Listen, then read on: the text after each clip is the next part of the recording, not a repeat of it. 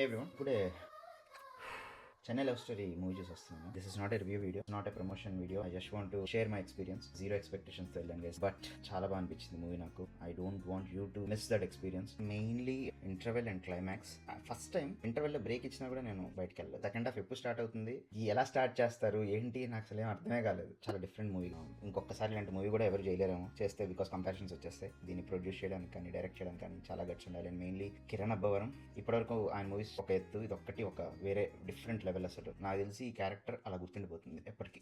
Character పేరు కూడా reveal చేయడం నాకు ఇష్టం లేదు. ఈ సినిమాలో యాక్టర్స్ గౌరీప్రియ అయితే ఓ మై గాడ్, అదేం పెర్ఫార్మెన్స్. వామ్మో, ఇలా ఆమె యాక్ట్ చేస్తుందా, జీవిస్తుందా, నాకు I don't have any words. నాకు బాగా ఎక్కడ తగిలితే కానీ ఆ ఎక్స్పీరియన్స్ షేర్ చేసుకోవాలనుకోను. మీరు కూడా కుదిరితే cinema as soon as possible చూసేయండి. ఎందుకంటే expect some spoilers, worth your money for sure. 2 hours 40 minutes or 45 minutes ఉంది movie. Start to end engaging గా ఉంది. ఇక్కడ బోర్ లేదు సినిమాలో. నాకు చాలా బాగా అనిపించింది. So I just want to share my experience.